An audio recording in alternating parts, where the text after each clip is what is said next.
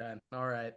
Pre-show shenanigans. Don't have much planned, but the only thing anyone's been talking about Barbenheimer, so we got to give our takes on it. This is how I envision best when I'm gonna do Barbenheimer next weekend. When the tickets are available for Oppenheimer. Well, let's So first say this: Barbie first or Oppenheimer yeah, first? yeah. So I want to start with that. So a lot of people are like, I want to start off with Oppenheimer. I want to leave the theater after Barbie with like a nice, pleasant experience. I don't want to be thinking too much, about the themes in Oppenheimer. Nah, that's not for me. I want to start off with Barbie, watch that in the morning. While I watch that, I'm gonna sneak in a Chipotle bowl. Gonna eat my lunch while I'm watching Barbie. Gonna grub up with Margot Robbie and Ryan Gosling, of course, and Michael Cera. So I'm gonna grub up with them. Gonna eat my big ass bowl. I saw some memes. Someone was just like brought a Tupperware, just like sneaking a 20-piece McNuggets and 2 fries in. I'm just like, now that's just That's elite, a move. elite theater move What right there. is what So is I was thinking the of also just, maybe copping like a nice little breakfast burrito from somewhere, just bringing that, just saying like, I got a lump in my back, a little bit like Igor, don't mind me, just let me in. Just grubbing a fat burrito in there. That'd be kind of nice too for Barbie. And then we settle in for Oppenheimer for the dark themes. I want to leave that movie theater thinking, okay? I want to go yeah? home. I want to be researching. Well, the other thing that's going to be happening while you watch Oppenheimer, if you do have Chipotle beforehand, is I mean, it's a 3 hour movie, man. There will be That's another atomic bomb going off during that showing. But yeah, that's a risky move. the That's a one risky thing that move. also another thing, Oppenheimer, apparently there are no ads or trailers or previews before. So with that, I'd Uh like that to be second. from what I heard, there are ads. So I don't know what So we information have you're some getting from different there. sources, but I'm going to stick to the rumor that there are no previews, no trailers. It just gets straight into the movie because it's like 3 hours 10, 3:15. It's a long movie. Yeah, but You're a lot gonna of be people out are like against this. that. No, I like that. But I want the second experience, no trailers. I want to get straight into it. By that time, I will be sick of sitting in the theater for so long. So yeah, I just want to get that shit over with. Let's get going. So yeah, we're gonna Let do it me how the name is said, Barbenheimer, Barbie to Oppenheimer. We're gonna do it how it's said. let me just we'll just close the pre-show with this. You're sneaking food into the theater. Best What food is to sneak in. well, one is what is the best food, and one or two, what is the Easiest or easiest food? hardest? So let's start with hardest. I think the hardest thing would be like sneak in like a tray of barbecue, like messy wings and like ribs and shit. I was gonna That'd say be a tough. turkey, like a full like Oh no, Thanksgiving that's turkey. possible. It depends on how well you want that turkey to look when it's time for the show. You could just stuff that in a sweatshirt and that thing will fit right in, nice and easy. They won't even question you twice. But the tray of barbecue, that'll be hard to execute. Now, that you can't really just shove in your sweatshirt because there'll be sauce everywhere. That'll be icky. And, that'll just ruin the whole movie experience from the get go. So we're going to cross that one off the list, the barbecue tray. But now, easy, quick, nice to do. Now, I was half joking, but I do think a burrito is very, very easy. A burrito or a bowl, like, as long as it's not like an oversized one. Bowl's a little trickier, but like burrito, you could literally throw that in the sweatshirt pocket. Well, a bowl, I think it depends how big your sweatshirt is. You could fit a bowl in that front pocket. Yeah. It's just I am just thinking though, like burrito transportability, Is how much it's better. able to maneuver, how aerodynamic it is, and how it's able to get through the lengthy TSA lines at the air or at the movie theater.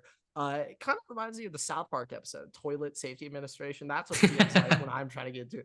That'd be very funny if they were like, "Sir, I'm gonna need to check your asshole to watch Barbie." That'd be very entertaining.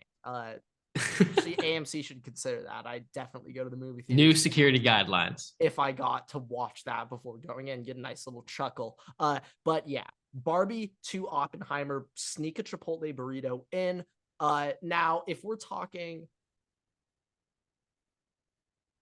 let me think outside the box here. Other food that you could sneak in. I was You could do thinking a thing of soup, like I a was thermos of thinking I soup. was thinking soup could work thermos. That'd be nice, easy transportable. But also like I feel like the other day they were not mad when I brought in just like a bottle of water. So anything canister like that you could fit into a canister is definitely like That also just it seems like such a security risk, just letting people have random canisters of things. Nah. If it says thermos on it, there could It's fine. not Name brand could possibly name brand. But hey, name brand. But if you get that knockoff local grocery store brand thermos, no, they're gonna have to check your ass. That's so, getting yeah. But Barbenheimer though. I think a burrito is definitely easiest to sneak in. Box of pizza. If we're talking like food, like in an ideal world, you could bring in anything what you want to have in there. Pizza would be nice. I would say like I've never had one of these, but one of those chicken buckets from Yankee Stadium, that'd be elite.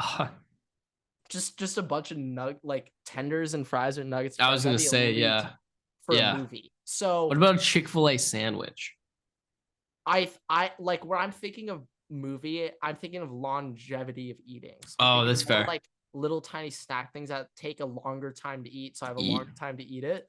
So like Chick-fil-A, if you just get one of those 30-piece nugget plates. Yeah. Like I couldn't eat more than 30, but 30 for a 3-hour Oppenheimer and they could somehow stay warm and fresh throughout the whole time. Hell yes. That would be the move. That and like not waffle fries. That one I would want like literally well done In-N-Out fries. Although most people despise them. I just want like they're fantastic. Like small cut fries. I want the snack size of that. But yeah, that's the Barbenheimer breakdown, boys. But yeah, you got anything else on Barbenheimer? No. Okay, all right, good. All right. What is going on, everybody? Welcome back to another episode of the Waterboy Podcast. Today is episode 137. A lot of sports news happened over the weekend. Messi made his Inter Miami debut, not MLS debut. He's already more of an American sports hero than Chris Paul. Mbappe got $1 billion offer. The whole sports world reacted to that, especially the running backs. They were not happy seeing Mbappe get that contract. Got some Dodgers news. Wake up, babe. New Dodgers celebration just dropped. Shout out Freddie Freeman. We have our dummy of the week or dummies of the week coming out of the SEC and the preseason media poll where some people voted literally the worst possible team you could think of in the SEC. Yes, Vanderbilt. They voted them to win the SEC. Yes, it is not a joke. 5 people. I want them all publicly named and stoned. We also have to announce Dan Snyder has officially sold the Washington Commanders. The city of Washington, D.C. is rejoicing. They can finally go outside of their house, take that paper bag, that we have to debate who's now the worst. We now have to debate who's the worst bag franchise in the NFL. Yeah. Now we have to debate. We have some Jordan Addison updates where I see him more of a hero than what other people are saying. We have some more gambling bans. Shout out Sean Payton, the Broncos running a great ship. And then Everett got some top 10 lists. Got a top 10 list. Another super surprising keeps cuts and trades for preseason, and the biggest of them all, who did not get the invite to the Runningback Zoom conference. Yeah, the Runningback COVID mom Zoom list, So it's lots on the plate for today. Yeah, lots on the plate for today. It's going to be a very entertaining episode. Start off with the boring stuff. Start off with soccer. Messi, in his Inter Miami debut, hits a free kick in extra time to win the game. Everett, I don't know about you, but I would already say he's more of an American sports hero than Chris Paul. What has Chris Paul done to ever propel his team over the top in a clutch situation, especially in a magnitude of a game like their debut? So Chris Paul's never done jack shit in a game. Hold on. He beat Scott Foster one time. Hey, you are correct. He got Scott Foster one time. He beat like literally the biggest curse in all of sports other than like the Cubs when they had their like 100+ year drought. I'd say comparable with that. But Chris Paul did vanquish that dragon because Scott Foster is a dragon. We all know that. So you cut off one head, 3 grow back. Scott Foster gets right to the chase. It's not like 2 grows back. He goes straight to 3. So yeah, we know that dragon, how difficult that one is to slay, to conquer. And Chris Paul did that. But Messi dropping a free kick in his debut, that's That's the stuff you dream of. That's an American hero. I would still say, though, going to Publix and not really getting recognized is still higher up on his top moments moving to America. So, Oh my God. He was having it's such a cool great and time all, that first but the weekend. Publix, I mean, he can't forget that one. So remember, guys, it's the important things that matter here. If anything, Miami just wants to be like Messi doesn't want to be, Messi anymore. He wants to be Florida man scores crazy free kick, not Lionel Messi scores free kick. He wants to be reduced, or not even reduced. For him, it'd be elevated to Florida man. It'd be a bigger title for him than World Cup winner and winner of every single thing you could possibly think of in soccer. Florida man's the bigger title. So that's what Messi's going after. But yeah, did you have any other thoughts on Messi and that GOAT shit? I would just say if there was any way I would expect him to start his MLS career, it'd be doing something like it that. would be doing something like that. Yeah. Obviously, I didn't think he was going to be coming off the bench the first game, but it would be doing all that. I gotta say is Messi came off the bench in his first game. That's something Ronaldo would never do. So like that just shows Messi puts the team above everything team else. Player. Something Ronaldo would never even consider. So we gotta shout out Messi there. He's also sticking to the team. Unlike some athletes in American sports who aren't a team player. We'll be getting into that, Austin Eckler. But yeah, last thing, Kylian Mbappe, billion-dollar offer. But we're not getting into it yet, but we're going to more so look at this through the lens of an NFL running back. So you see Mbappe get a $776 million salary offer because it's a $332 million transfer to PSG to get him. Yep. Most of these moves to Saudi Arabia, there haven't been any transfer fees. They've all been free, just like free agent contract signings. So these $100 million signings and stuff, the clubs aren't getting any money. But this one, Saudi Arabia is actually going to be paying PSG $332 million, what would also be a record. But the real news is the $776 million salary for 1 year. And then Mbappe can go to Real Madrid like he wants to do. So yeah, Everett, $776 million for 1 year of playing your sport. I don't know about you, Everett, but if I were Mbappe, I think this is a little stupid to say no. It's just for a year. Then you can go to Real Madrid. Also, if you're PSG, 330 minutes, it would because be you stupid. could take that and go get so many different players with it. You would be able to now basically have that. They just go buy like random strikers that are washed and wouldn't spend it on midfield and defense like they should. Yeah, but hey, we're not here for that. But hypothetically, they would have the money to have one of the most elite starting nine in the entirety. 11. There's 11 stars in soccer, but that's all right, Everett. We live and we learn. But Mbappe, that money, back to the running back lens, though, Everett, the real conversation. How do you think Austin Eckler read that news? How do you think wait, real quick, let's do this. How do you think Le'Veon Bell saw that news? And then how do you think like Jonathan Taylor saw that news, who's about to get his contract? I think Le'Veon Bell probably. Le'Veon Bell's just like, man, am I lucky to get that money when I did? Holy shit. I also think that like if you're Jonathan Taylor, like first off, let's be realistic. They don't care at all. But in this hypothetical world, if I'm Jonathan Taylor, I'm immediately calling up my agent being like, hey, how am I switching sports I don't know about here? You, but like my kids are playing soccer. I'm making them kick because shit, if the Saudis find them, oh boy, are we making bank. Yeah, the only issue we have with that is I want to be scouted by the Saudis. We live in the one country where it's very difficult to actually become notable in soccer. Yeah, I think my goal here is just move my kid to like Portugal. I think that's going to be the best goal to get us to where we want to be. We're moving to Lisbon. All right, get ready. Lisbon 2041. Get ready. I'm there. I'll be there.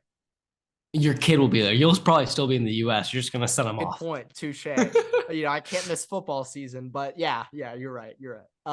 But yeah, seeing that money thrown around makes you think, stop playing running back, kids. Run, use your feet, but with a different ball, not running for football. But yeah, that's all I got on that.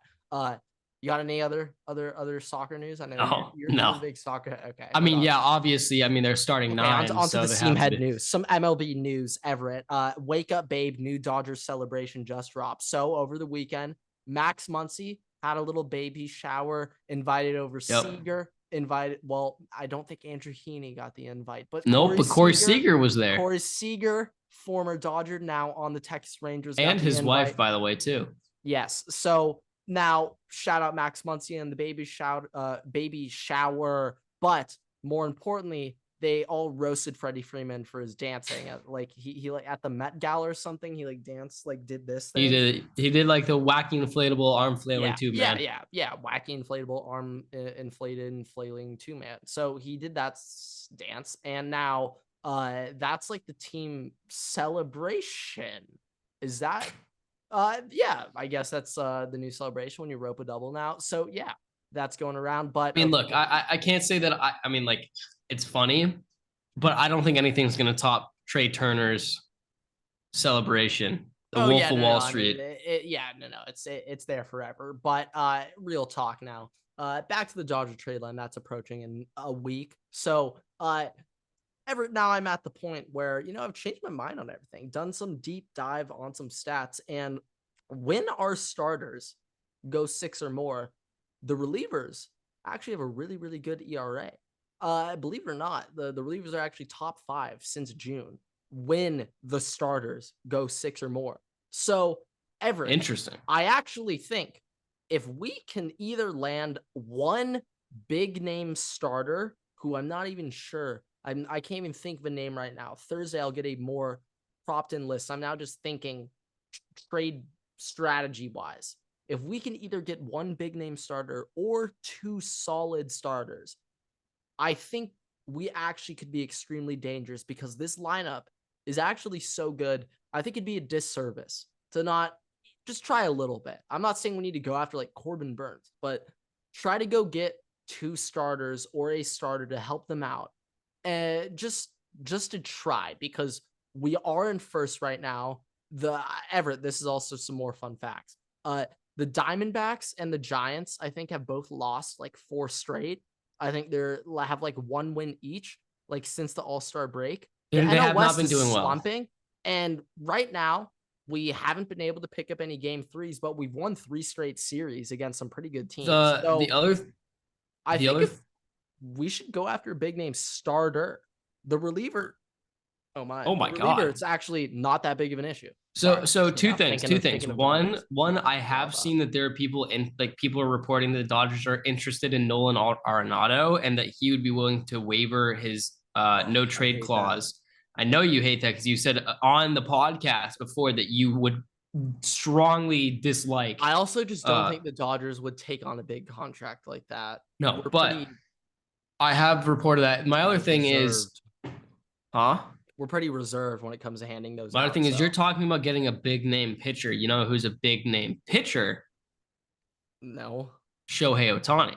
Okay, all right, big guy. Well, that's a guy. Well, I just don't think the Angels are gonna trade him. I think that was just some bullshit. I think they were just. I also just pointing this out too. There's another report we now obviously offer them chump change. So yeah, Urias and Austin Barnes. This is just another report that just came out like in the last 10 minutes. Yeah, I mean, we'd be willing to overpay for Ohtani, giving you clearly and Austin Barnes. Well, it should also be Austin Barnes and Julio Urias, but also according to Colin Howard,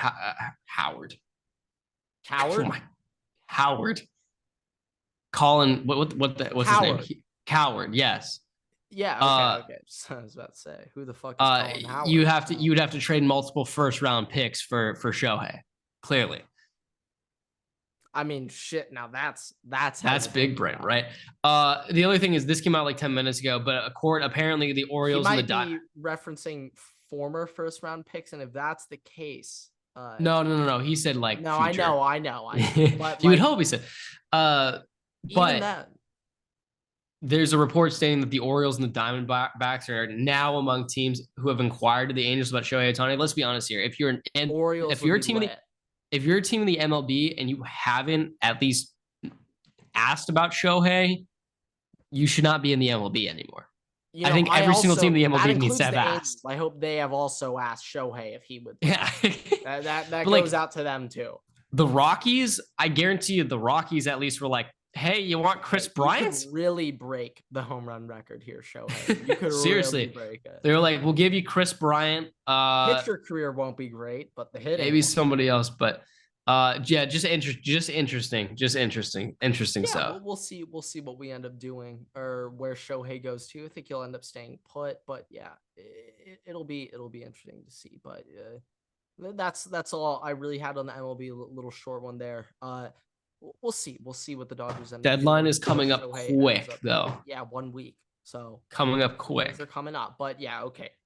On to college football. Then, oh yeah, I'll get a lot, but okay. On to college football, starting things off. A quick segment for college football. We have our dummies of the week, maybe of the year, maybe of the century. Okay, when it comes to bad sports media takes, like we've had some bad ones. Oh boy, this one's bad. So okay, this comes from the SEC preseason 2023 media poll.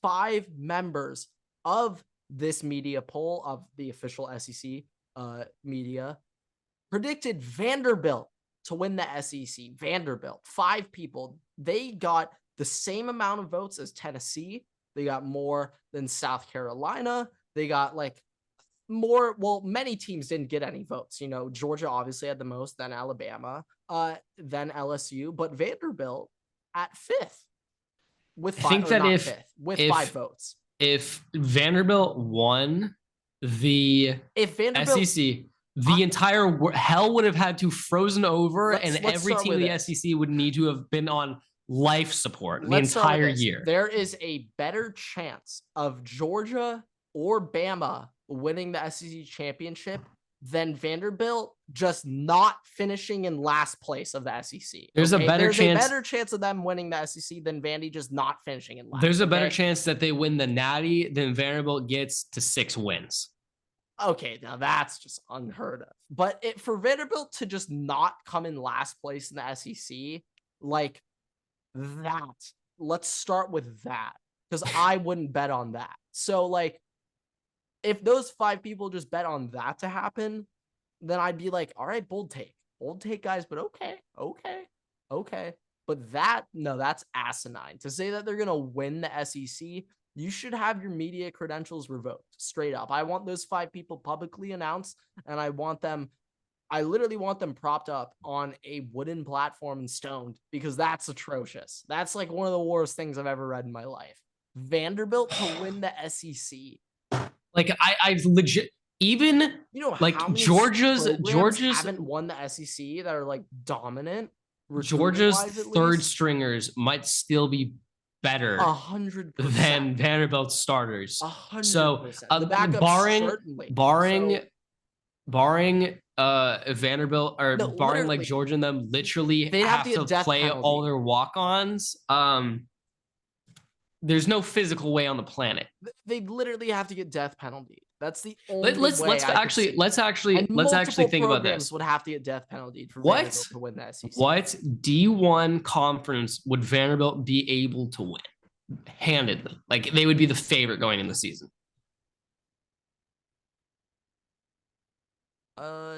Mac's pretty tough. So CUSA. Remind me who's in that again. I don't know. I have no idea. Let me actually look it up. Sunbelt's pretty tough. Well, I mean, Coastal Carolina, man. Don't sleep West, on. No way. So I'm not going to suggest that. So, Mountain West feisty. CUSA. Let's look. They go into Boise and beat Boise State? Hell no. CUSA is FIU, Jacksonville State, JSU, Liberty, La Tech, Middle Tennessee, New Mexico, Sam Houston, UTEP, and they have Western Kentucky. It's Raps. Nah, it's Raps. They're not beating Western Kentucky. There's no way. It'd be really difficult. What is Hawaii Mountain West? They could do Mid-American. They could do Mid-American. I think they could get the Mid-American. Who's in there? It's Akron, Bowling Green, Buffalo, Kent State. You just listed off some heavy hitters right there, but go on. Okay. Buffalo, Kent State, Miami, Ohio, Ball State, Central Michigan, Eastern Michigan. It's literally Yeah. NIU, Okay. Toledo, and Western Michigan. It's just like the thing though is like Mountain West, I'd have them favored to win it, but would they easily win it? I don't know. I mean, I don't know. I mean, look, Fresno State has their Fresno State's years. got an offense. Like that one I would not be confident in for them. San Diego State, when they choose to be, go ahead. Just pretend Rashad Penny's still there. If we were playing NCAA 14, Air Force would be the best team in the entire nation. So yeah, I mean, these are things to consider. So yeah, Vanderbilt, tough times to put those up there to win the thing. Those 5 people, I want them stoned. But yeah, moving on onto the NFL update. So Everett, let's start off with the news. Dan Snyder has officially sold. The people of Washington, D.C., congratulations. It's been a long time coming. I was like reading back on like some of Dan Snyder's things. Everett, what is worse? Okay, suing grandmothers for not paying their season tickets after the 2008 financial crisis, not repairing FedEx Financial Field and having literal shit rain on the fans, not fixing the field, having multiple players tear their ACLs, having careers shortened, potentially having one of their players lose a leg in Alex Smith, or is it a team doctor misdiagnosing scalp cancer on Trent Williams and him leaving, going to the 49ers? What is the worst offense that has happened in the time of Dan Snyder? You tell me. Oh my God.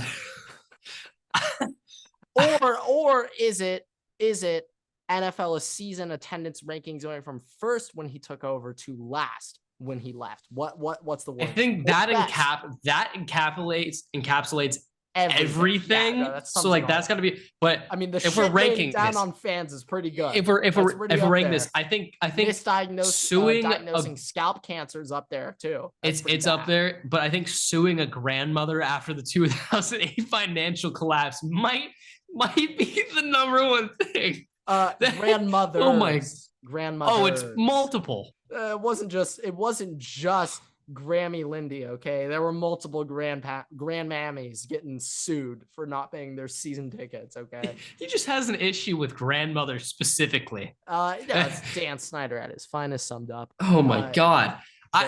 Look, if we're ranking it, have you ever heard of more abysmal things occurring under somebody's watch than what has happened under Dan Snyder? Like, I can understand the grandmothers, but the shit leaking on fans, that's unacceptable. I feel like if you're a player, you literally have to sign a health waiver to just step foot on FedEx Field. It's literally like you're going to like one of those trampoline bounce zones. You got to sign those like part of your waivers. Part of your contract stipulations for the Commanders when you sign is I will not sue if I lose my career to FedEx Field. No, correction. When I lose my career, I will not sue Dan Snyder. And he was also caught for selling expired peanuts from an airplane company that was like years old. Let's also, we're not going to mention the other things that he did that were more that as well. Emeka Udoka related things, but more funny stuff. He also apparently he charged the Washington Redskins to put their logo on his private jet, claiming that they should pay for like sponsorship fees or advertising fees. So he charged his own team that he owned to put their logo on his private jet. To tax loop. Interesting things. Tax loop. Oh my God. I think he was trying to like spite someone. I honestly think there's been no happier day in any of the Commander players' lives than when they got the message that Dan Snyder had sold the team. December. That was a big day. But yeah, that's our Dan Snyder update. There's a lot. We probably won't hear from him. No, we'll hear from him. We'll hear from him. It'd be really cool if he just like bought Real Madrid. I think that's the next step. I think that's our next step. If you're an American sports like industry or whatever, conference, whatever, is Dan Snyder like on the banned list of people who can like just not allowed to buy a team and like from your sport? in Yeah, your I don't sport. think he's allowed back in, nor do I think he'd want to get back in. But yeah, definitely. Oh, it's Dan Snyder. He wants to sue more grandmothers after they don't No, pay for their certainly season that's his tickets. pastime. That's what he does for fun. But yeah. Speaking of some more frauds, the Denver Broncos, more gambling bans. I would try to pronounce this player's name, but I can't. But he's been suspended for the full season. Deion, former 4th-round pick. What's going on? Have we ever seen this many gambling bans get rolled out? What happened last year? Well, like, is gambling really that hot? Like, is this just a real promo? Is this a promo for DraftKings? It's almost like the Is this a NFL. promo The at Crit? NFL is A taking little action sus. against the NFL is taking action against these players now, like the NCAA does with Ohio State. Yeah, no, thank you for the justice. It's just interesting. I've never seen this many betting. Now, I understand that get they're thrown cracking out. down more. Like, I get it, but I also still find it hilarious that all It of these makes me players. think what like a typical like just 10 years ago. Like, Oh yeah, no, because I bet it 100%. was way more commonplace and just standard, just be throwing on like Le'Veon Bell anything. on the hitting his own over prop on the week. Yeah, no, he probably did hit that back end. No, literally. No, he But hammered the under back end. But yeah. what he's got on the Jets. He over on pounds weighed for the first game of the season. Eddie Lacy's pounds weighed, dude. He was slamming the over. No. Eventually, that weight got up so high that even Eddie was like, "Guys, he had to hit the under. I think you guys are overestimating me." Like Le'Veon Bell when he got on the Jets. I can get there. Le'Veon Bell when he got on the Jets, immediately was like, "All right, under. Hit the under." Yeah, it's things that we got to think about. But yeah, more gambling bans. Also, little update on Jordan Addison. As a man who saw Jordan Addison play at USC, as a man who saw him birding around wearing Crocs, and as a dynasty owner of him in fantasy, I just want to say I think he's a hero for doing unnecessary measures to go help his dog. So in my eyes, he's a hero. But in all seriousness, that's hilarious. And by that, I mean the stupidest shit I've ever heard in my life. Like what Jordan Addison? The only thing I'll say is Minnesota has a law. I don't know if it applied to him because he's quote unquote special circumstances being a Vikings player. But Minnesota has a law where if you get cited driving over 100 miles per hour, you lose your license for like up to 6 months or something like that. Well, we know that's not going to happen to Jordan, but it should. I'm just curious. But it should happen. Take a fucking Uber, Jordan. But yeah, I see him as a hero. Yeah. Anyways, take that one with a grain of salt. Okay. Last thing, I do you have actually what other news? Yeah, I got a good point. We're just talking about Jordan Addison, talking about the Vikings. I got a good little segment here and something I have. But this is a stat line since 2016, okay? This is the current ranking of defensive play callers since 2016, basically in their effectiveness, all right? So blitz, percentage box, market, yak efficiency, whatever, from 2016 to last year. This is the top 20 play callers. I'll just run through them real quick.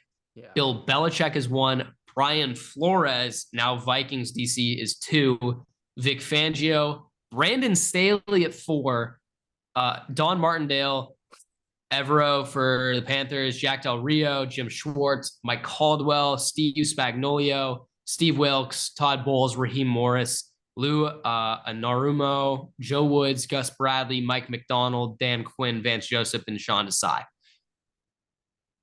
So Brandon Staley is 4. Elite list right there of guys we got. To be honest, Staley, the problems have never been the defensive play calling for me. It's always just been being the dumbass, the head coaching situations. The thing that he was hired to do is a little bit of the issue. If I'm completely honest, I was like, really, really impressed with Staley, how he attacked the Jaguars in that game. And then it just all fell apart.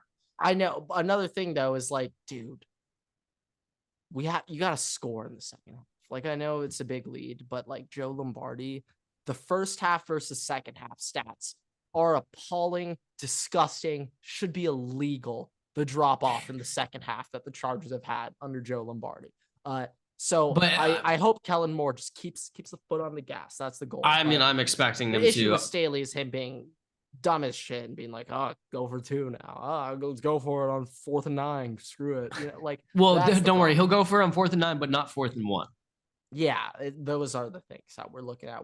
But obviously, the main point I'm having here with this ranking is the defense the Vikings have had, at least for the last couple of seasons, last season particularly, have been horrific, to say the least. Where was Brian Flores last year? Last year, he was on the Steelers as an analyst.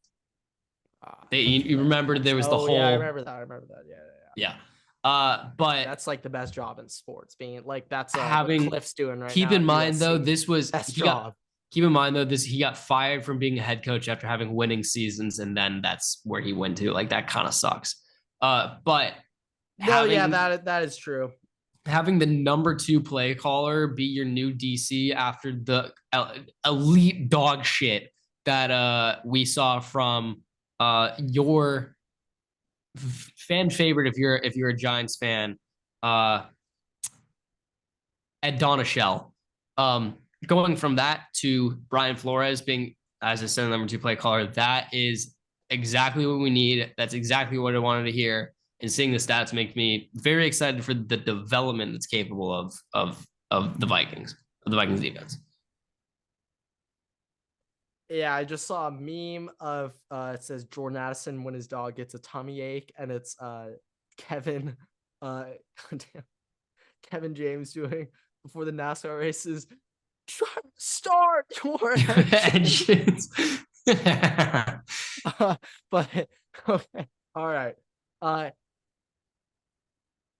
Okay. Another little. It took a minute to just reconvene. That made me giggle a little bit. Another little thing I had. A little season over. Some season over receiving props I saw. There's some numbers I think are staggering overs to hammer. There were some unders that I were considering too, but most of my unders that I was looking at were more so because I think the guy's going to get injured, and we don't like to root for injuries. So I just took all those off the list. So we're just looking at overs here. We're just sticking positive here. So okay. I'm also going in order of how confident I am in these. Okay. So let's get that out there too. So first things first, Garrett Wilson over 1150.5 receiving yards. He almost did it last year with Zach Wilson, Mike White, and Joe Flacco. Forget Aaron Rodgers. If he just had any stable quarterback, I like him to do that. But now he has Aaron Rodgers, the competition in that receiver room. Everett, remind me of the competition. Mecole Hardman, Allen Lazard, Randall Cobb. All right, big name threats to take away his target share. So yeah, Garrett over 1150.5. We like that. Another one, CeeDee Lamb over 1100.5 yards. He's done that now 2 straight years. Dak's healthy now. I think that's an easy one. Last year he put up 1300. Over 1100.5. Love that for CD. Think that one's nice and easy. Brandon Cook's now there. Michael Gallup's back. Yeah, Gallup. I ain't afraid of that one. Not afraid of that one to take the targets. People could be like, oh, lose out in Kellen Moore. Thank you as a Chargers guy. Thank you for that shout out, saying that'll hurt them. And yeah, Fatso over there is going to be calling the plays now, right? I believe so. Yeah, he also was the one who called the Ezekiel Elliott center play. So Fatso is going to be calling the play. So, I mean, it could go south there. Don't get me wrong. But hopefully Fatso is just like throw it to CeeDee Lamb, throw it to 88. So hopefully he just sticks with that. Another one. Chris Godwin over 800.5 yards. He's now hit that 3 straight years. He even hasn't played 2 straight full seasons, hit 1100 yards. I don't care who's throwing him the ball. Mike Evans has looked worse and regressed. Someone's got to catch the ball. What I'll say, yards. That's under 50 a game now. I like that for Godwin. Most people, and I was gonna make this argument until you brought up this stat of being injured, but most people would be like, his quarterbacks are terrible. There's 0 chance he's gonna hit that, even if he's targeted that much. What I'll say is, if he's been getting to that mark while missing several games each year, account for those missed games and spread those yards across it. Obviously, it's going to be lower, which will be basically what it is this season with the crappier quarterbacks, assuming he's healthy the whole year. Now, if he gets injured, like his finger every year, maybe not, but I still like that though. I think that's really low. I feel like it should just be set higher than 800. Like he can. I still think he'll miss is games, that and I still think 850? he's gonna 800 Oh, okay. over 800 and a half yards. Like what? I So say little. that's kind of low. I'd probably have moved it up to like 850.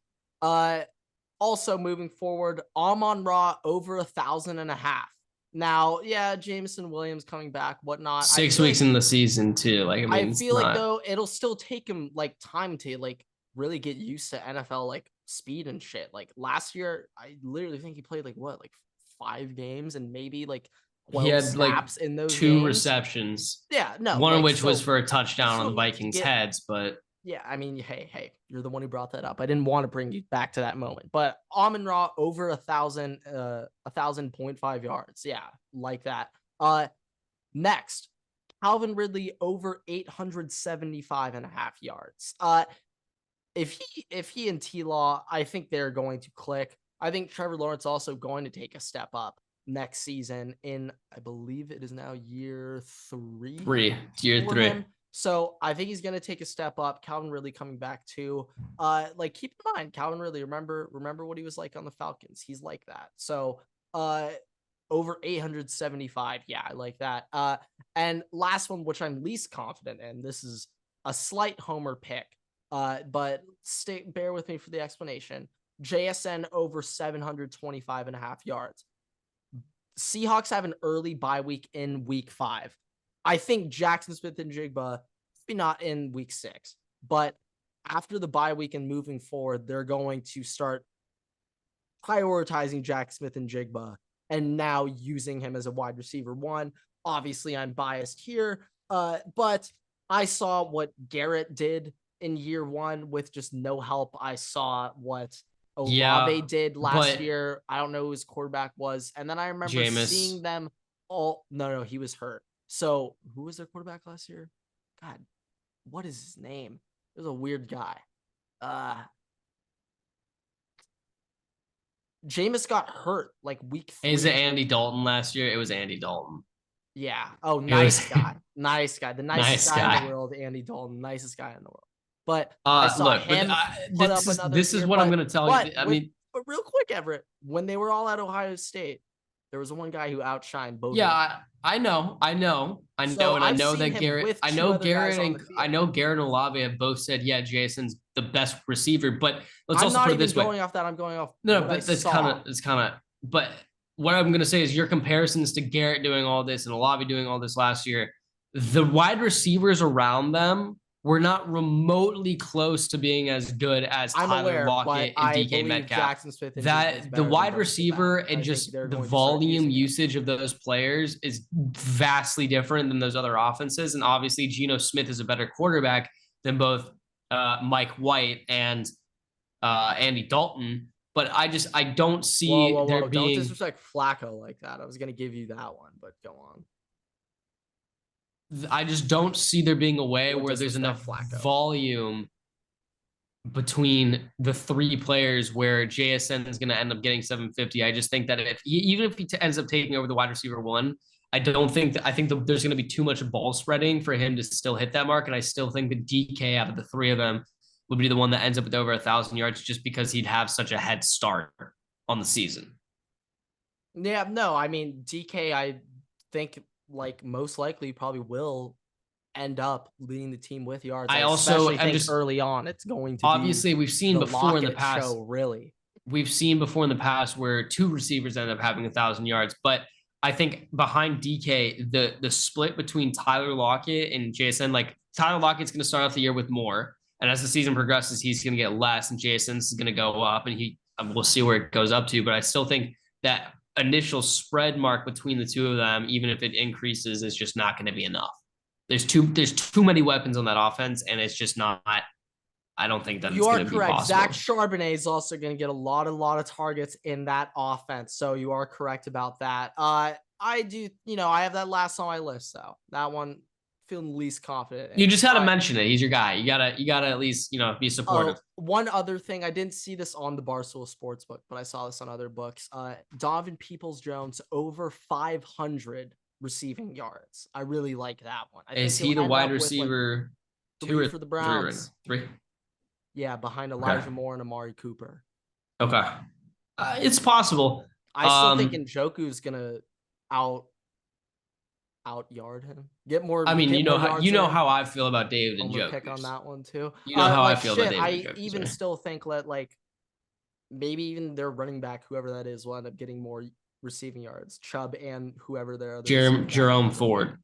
I still think they could end up getting more, but 500. I'm not sure what that is on other books, but I saw that out there. I like that for Donovan Peoples-Jones. Okay. Let's before I give my list, let's get to the biggest part of the NFL.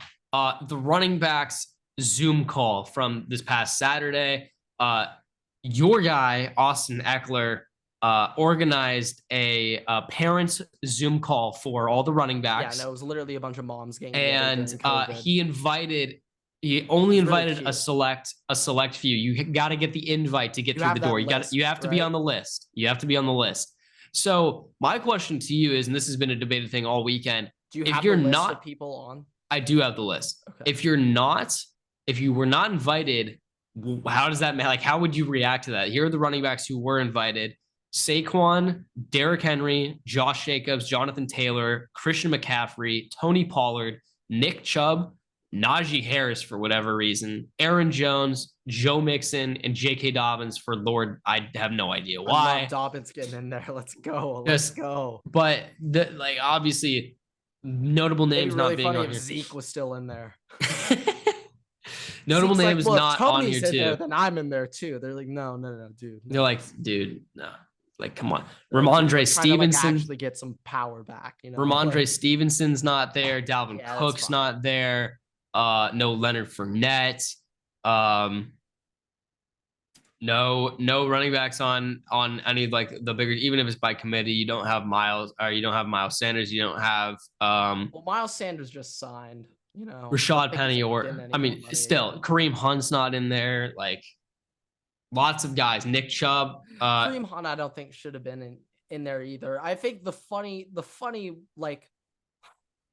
once again, I think it's just funny that Tony Pollard's just now considered elite. Elite. I just think it's very funny.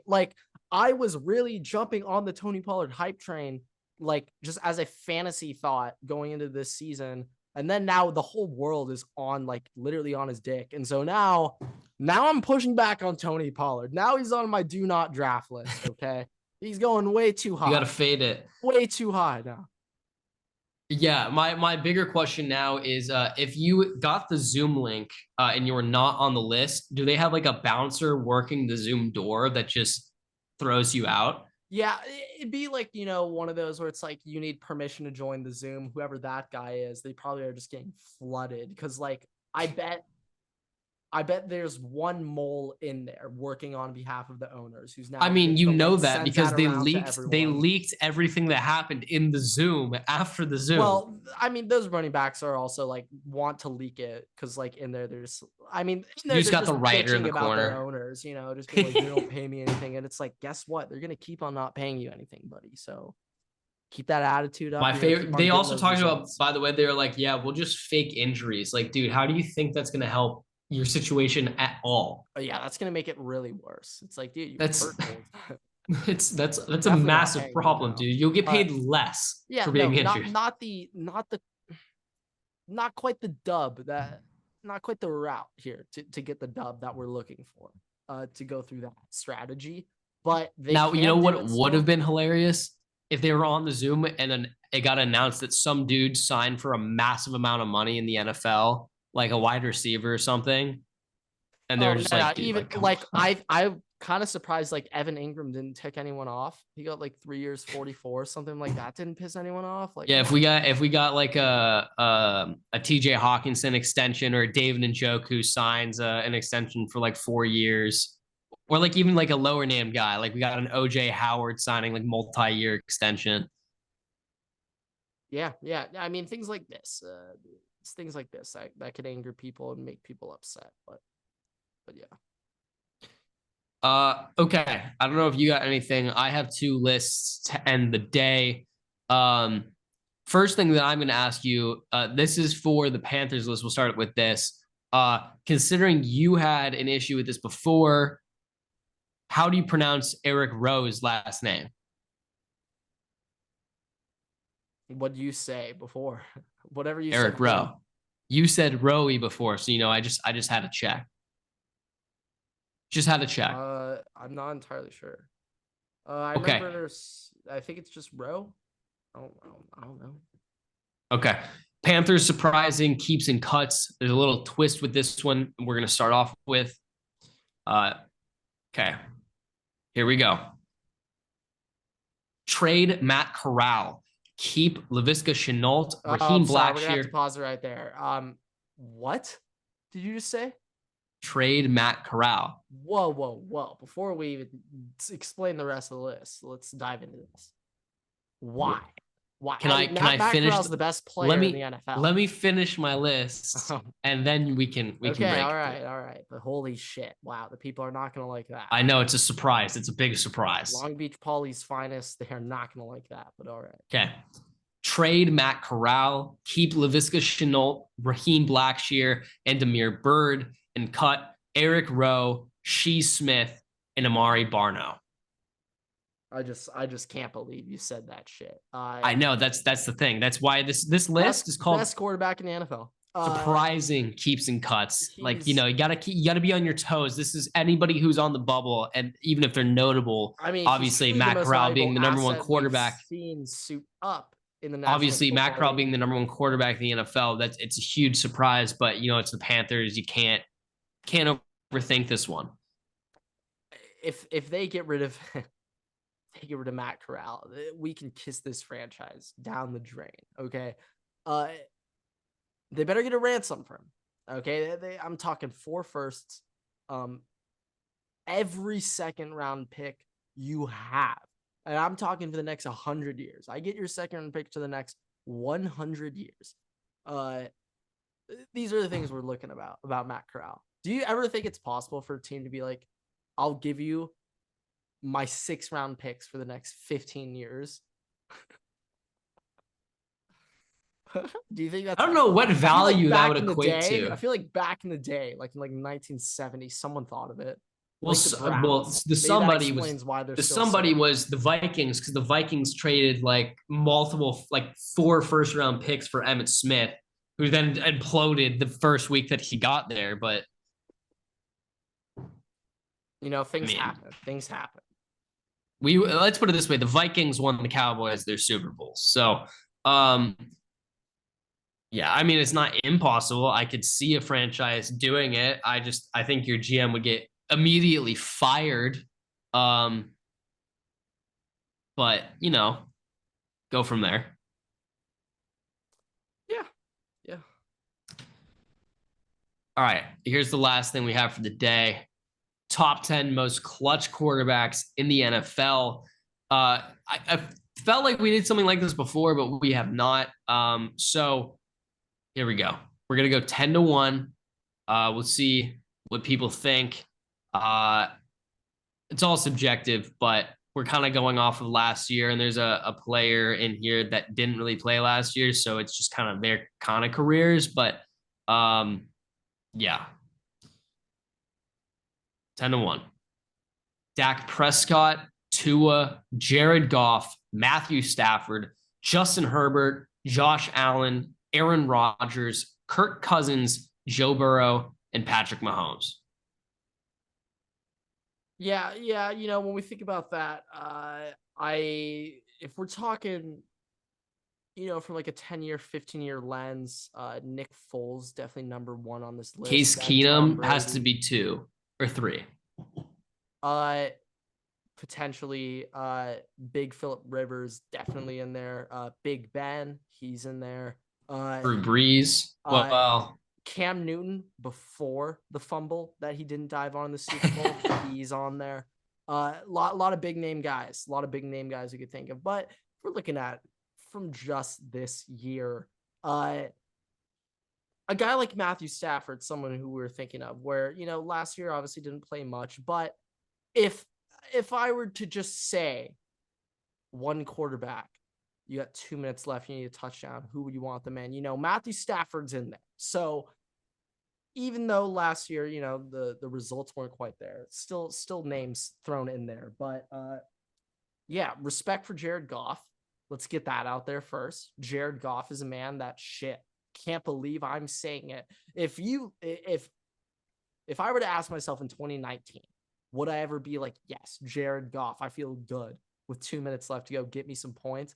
I would have slapped myself silly.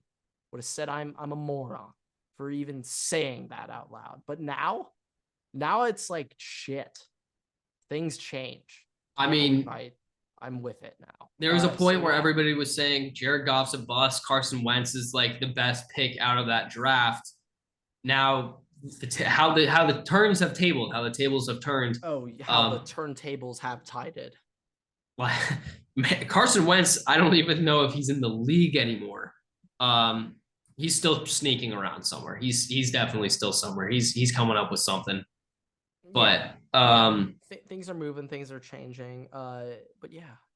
When it comes to the clutch gene, yeah, Mahomes, you get it. I'm expecting, like, the thing is like, I said this before recording with Josh Allen. I just have replays of him throwing the pick to Patrick Peterson in the Vikings game to lose the game. And we've talked about many times how he's made costly mistakes. People have their moments, though. People have their moments. Kirk Cousins, another person is going to argue, he made a check down last, like in the playoff game to lose. I will defend that until the day I die. So Justin Herbert blew a 28 point lead. Which Trevor Lawrence came back from that, and we still got Herbert ahead of him. So yeah. Dak Prescott QB run with 30 seconds left. Hey, that's not all his fault. Not all his fault. Okay. So I mean, look, everybody has their own moments. There's a couple of quarterbacks in here who really don't, but I think that you just kind of have to understand, like, if it's 30 seconds, like a minute left, 40 seconds we left, would have no assumed timeouts. like Russell Wilson would be on this list and shit, but nope. Things change. Not after last season. Last year was a weird season. I still think though, going into next year, Broncos are a team I'm looking at.